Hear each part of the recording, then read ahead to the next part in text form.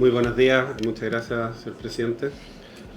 Primero saludar a los diputadas y diputados y a todos quienes están presentes esta mañana. Voy a hacer una breve presentación. Bueno, después me podrán decir si calificada de breve o no, pero mi idea es dar un poco de contexto sobre la situación del mercado laboral en el que nos ha tocado, en el fondo, el tener que ingresar a este proyecto de reajuste del ingreso mínimo. Voy a dar antecedentes en una primera parte, después voy a hablar de el ingreso mínimo mensual y del reajuste o el proyecto de ley. ¿Okay? No es sorpresa que llevamos muchos meses, de hecho llevamos 40 meses consecutivos con tasas de desempleo sobre 8%. Hace pocos días atrás conocimos las cifras del trimestre móvil febrero, marzo y abril, que alcanzó un 9,1% a nivel nacional. Esta tasa de desempleo de 9,1% contrasta, por ejemplo, si uno se fija en un periodo largo, prepandemia, entre 2011 y 2019, la tasa de desempleo promedió 6,8%. ¿Sí? A esto se suma 2,5 millones de trabajadores informales. Y si vemos otras aperturas que no están acá en la lámina, pero se las puedo decir, el desempleo femenino alcanzó a 10,5%. El desempleo juvenil supera el 22%. Y el desempleo juvenil femenino, es decir, entre 18 y 24 años, supera el 28%. Estamos viviendo una situación bien compleja de destrucción de empleo. En la última medición tuvimos 40.000 empleos formales destruidos y tuvimos creación de empleos informales, lo cual en el neto dio un aumento de 68.000 empleos. ¿Por qué el contexto es importante? Porque esto podría ser una situación de la región o mundial, ¿cierto? Como lo fue para la pandemia. No es el caso. Chile está entre los países con más alto desempleo, si uno ve los países de la OECD. La tasa de desempleo en los países de la OECD promedio es 5%, nosotros estamos en 9,1%. Es muy alto, son casi 950.000 personas que buscan empleo y no lo encuentran. Y yo sé que las comparaciones muchas veces son complejas porque el mundo desarrollado es distinto, ¿cierto? Nosotros no somos un país desarrollado. Pero si nos comparamos con la región, que es básicamente el gráfico de la derecha, la tasa de desempleo de la región de Latinoamérica y el Caribe descendió después de la pandemia, está en torno a 6%, mientras la de Chile está en 9,1%. Hay muchas hipótesis detrás de esta explicación, o sea, de este resultado. Por supuesto, no hay una sola respuesta taxativa, pero una de ellas es el importante aumento de los costos laborales que hemos tenido en los últimos años. Yo sé que hay otras, como por ejemplo la automatización, ¿cierto? La inteligencia artificial, uno no puede desconocer eso. Pero tampoco podemos pensar en que la automatización y la inteligencia artificial se ensañó con Chile y no con el mundo, ¿sí? Vemos que el mundo tiene tasas de desempleo sustantivamente más bajas, al menos países de la OECD y de la región, América Latina y el Caribe. ¿Qué ha ocurrido en los últimos casi cuarto de siglo con el salario mínimo real, con las variaciones del salario mínimo real? Acá hay muchas formas de presentarla. Nosotros estamos mostrando en esta lámina ventanas de 4 años, ¿sí? Y cuando decimos real es por sobre IPC, ¿okay? Entonces, en los últimos 20 y tantos años hemos tenido periodos con alzas importantes y periodos con alzas más acotadas. Y si miramos las alzas en los 4 años anteriores, entre enero de 2022 y enero de 2026, vemos que hay una alza sobre IPC, sobre la inflación de 22% en ese periodo de 4 años. que es el más alto en el último cuarto de siglo aproximadamente, ¿sí? Eso es un dato. ¿Qué pasa? Y acá hay una literatura muy extensa, y yo sé que desata pasiones incluso en la academia, de cuál es el efecto que tiene el salario mínimo en el empleo o en el desempleo. Entonces, más allá de hacer un análisis o un metaanálisis de la literatura, en Chile contamos con 2 estudios, ¿sí?, que analizan las alzas de los últimos años. Uno es el del Banco Central, en el IPOM de septiembre del año pasado, y el otro es uno más reciente, de febrero de este año, del Banco Interamericano de Desarrollo, encargado por la administración anterior.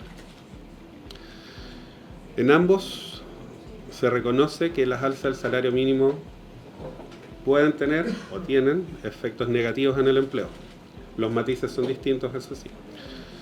El informe del Banco Interamericano de Desarrollo concluye que hay indicios sugestivos de impactos negativos sobre el empleo formal, particularmente en las comunas más expuestas a los incrementos del salario mínimo y dentro de estas entre los trabajadores formales de menores ingresos. Quizás explicar acá un poquito a qué se refiere con indicios sugestivos, ¿cierto? En la academia nosotros, digo nosotros porque hasta el 10 de marzo yo era profesor titular de la Católica full time y me dedicaba a enseñar, entre otras cosas, economía laboral. Uno trata de buscar efectos causales, ¿sí? En el fondo que uno puede identificar esto realmente causa esto. Y como no tenemos un laboratorio en ciencias sociales, uno intenta ocupar toda la estadística posible para intentar llegar a esos efectos causales.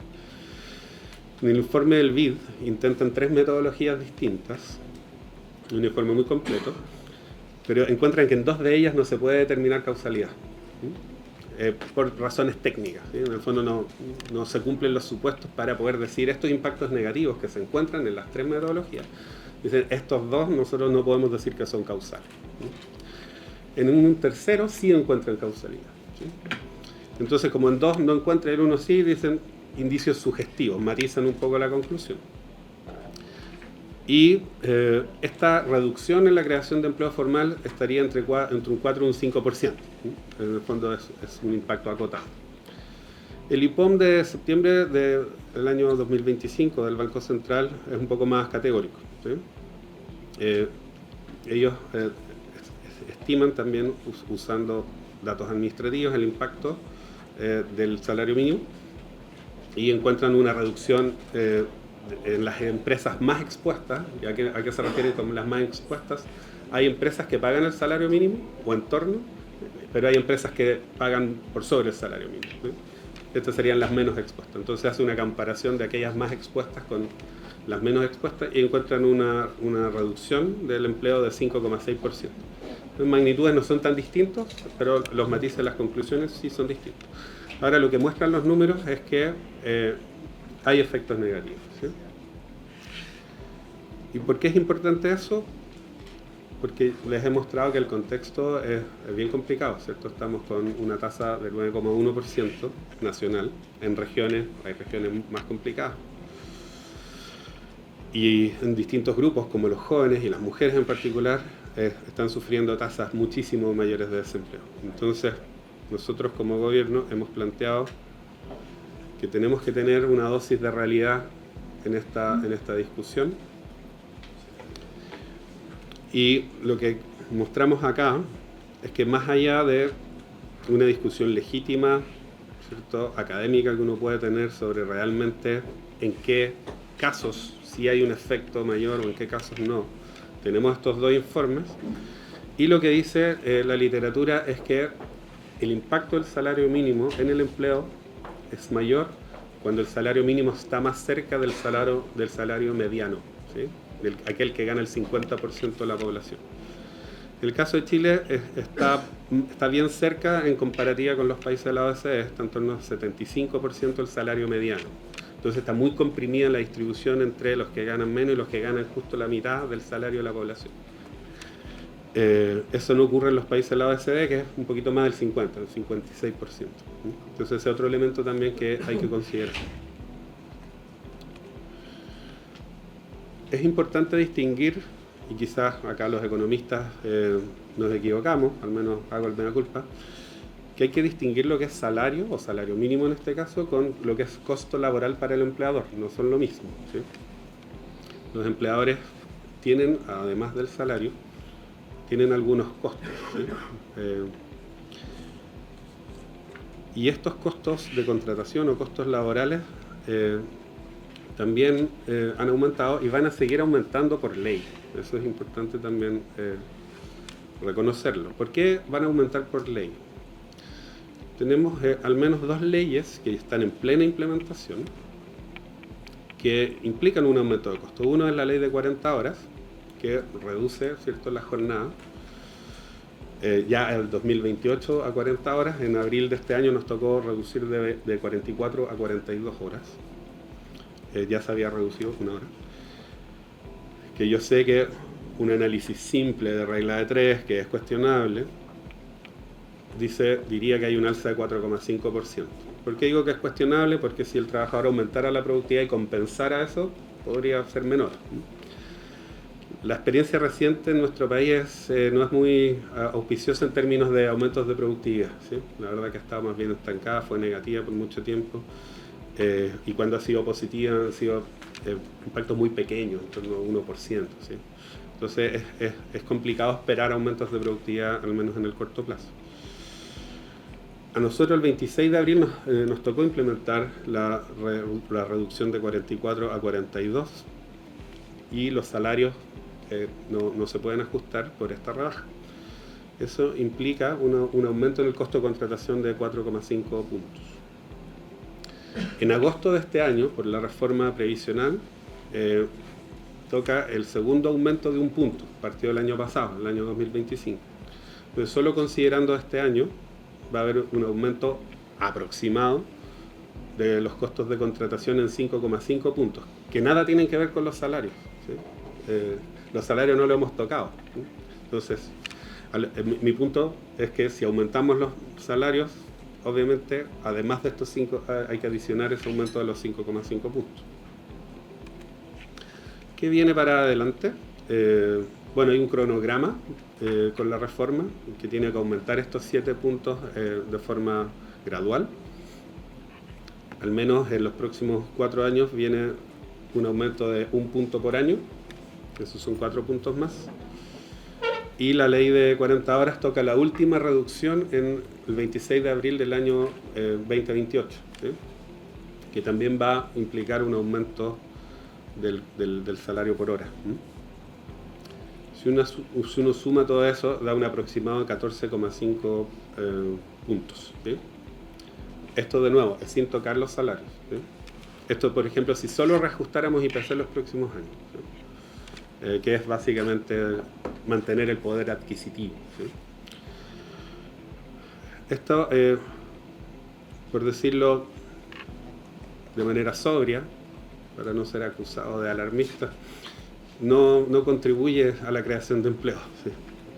Más bien va en la dirección contraria.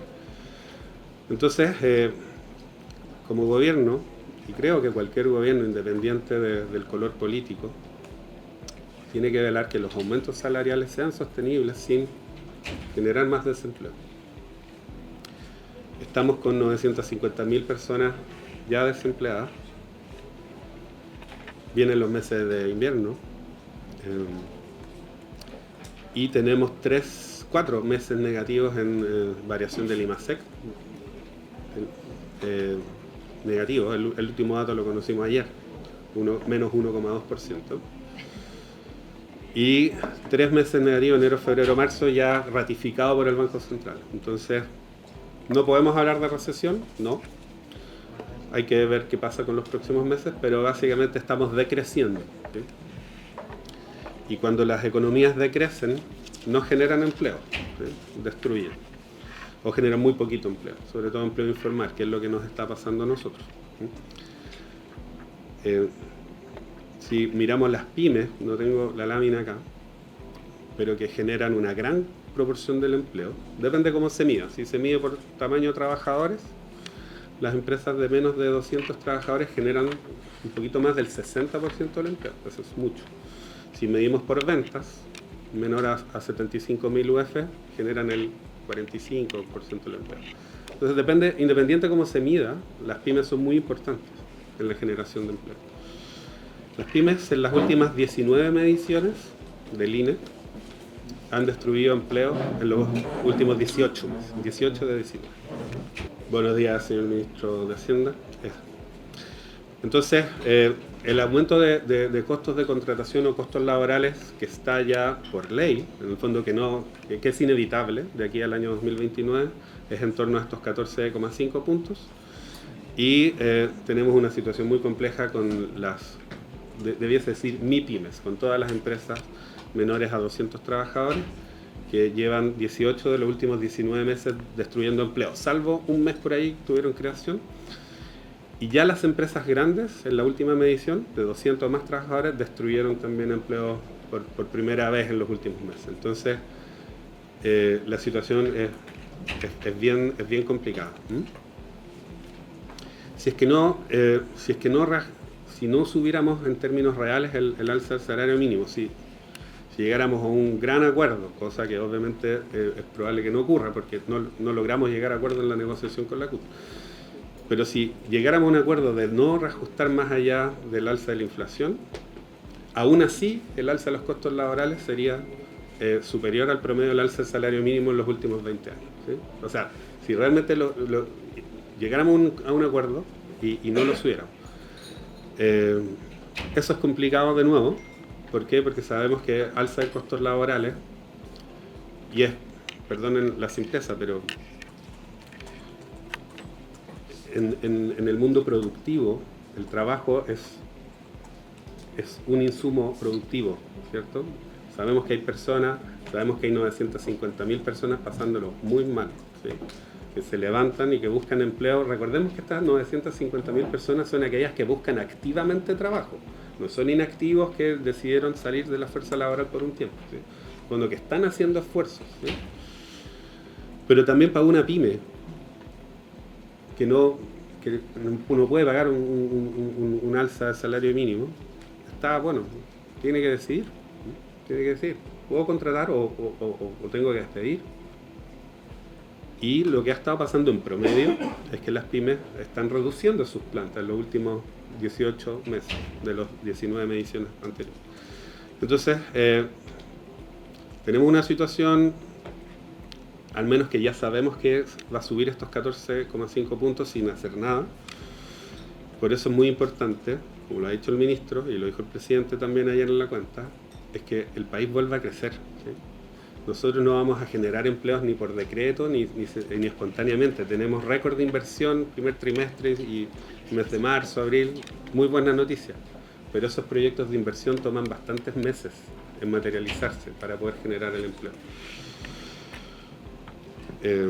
Eso creo que es importante también relevarlo, ¿sí? Acá, en el fondo, tenemos que tomar el contexto, tenemos que tomar no solo el alto desempleo que tenemos hoy, sino el alza de costos de contratación que vienen por ley y el decrecimiento que ha mostrado la economía en los últimos 4 meses. Ayer, repito, conocimos el IMASEC de abril de menos 1,2%. ¿Okay? ¿Qué hemos planteado nosotros como gobierno? Es en este año, considerando los antecedentes señalados anteriormente, el importante alza del salario mínimo en los 4 años anteriores, el deterioro del mercado laboral que nos tiene con cifras muy altas de desempleo, 9,1% nacional, 10,5% femenino, pero considerando también la inflación, ¿sí? Que ha reducido el poder adquisitivo de las familias, hemos planteado un incremento de IPC, ¿sí? Como no conocemos todo el IPC, nosotros tenemos datos oficiales hasta el IPC de abril de este año, ¿sí? El alza del IPC entre enero, febrero, marzo y abril es de 2,7%, ¿sí? Eso implica subir, si es que se aprueba esta alza que estamos proponiendo, subir el salario mínimo de 539.000 a 553.000 ahora a partir del 1 de mayo de manera retroactiva, y el resto de la inflación que vamos a conocer en los meses siguientes, subirlo el 1 de enero del próximo año. ¿Sí? Esto no es una fórmula que no se haya hecho en el pasado, ¿sí? Los ajustes en dos tandas se han usado muchos años. Nosotros no conocemos el IPC de mayo, por eso no está considerado acá. Más allá que estamos a 2 de junio, los datos se conocen con rezago. El INE lo va a informar la próxima semana. Entonces, el proyecto es ajustar este 2,7% que es conocido, IPC de enero a abril, y todo el resto de la inflación que el Banco Central estima en torno a 4% en su IPOM de marzo, la encuesta de expectativa económica un poquito más, 4,2, 4,3, pero ya por ejemplo el IPC de mayo se estima que va a ser bastante más bajo, 0,4, y el IPC de junio 0 o menos 0,1, ¿sí? En el fondo ya hemos absorbido, por decir así, gran parte del alza por el precio de los combustibles.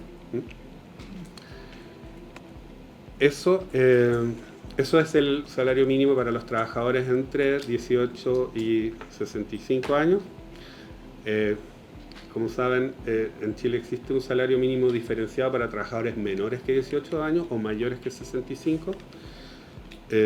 Ese se eleva también por el mismo 2,7%, y también la idea es que el resto de la inflación se reajuste el 1 de enero del 2027.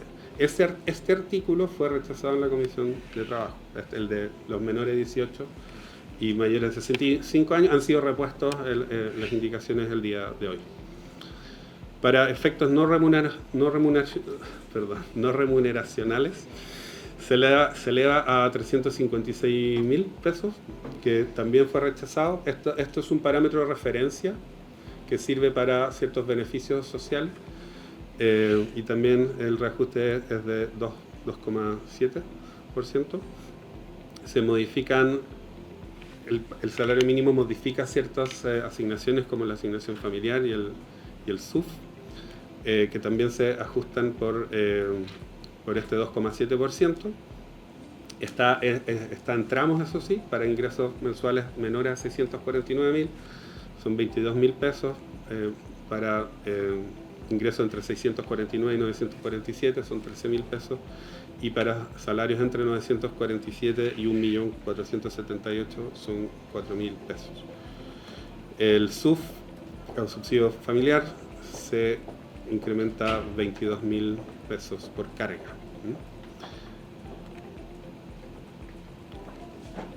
Nosotros como ejecutivo hemos presentado las indicaciones que les debieran haber llegado hace poco, para en el fondo reponer estos artículos que son importantes, porque en el fondo no solo tenemos que reajustar el salario mínimo que rige a la gran parte de la fuerza laboral, sino también a aquellos que están, por ejemplo, sobre los 65 años o bajo los 18, que son el artículo 2 en particular, y también aquel que fija ciertas asignaciones como el salario mínimo no remuneracional. Entonces hemos repuesto, cambian los números, pero hemos repuesto los artículos 2, 3 y 5 que habían sido rechazados en la Comisión de Trabajo. Y ahí está. Gracias, señor presidente.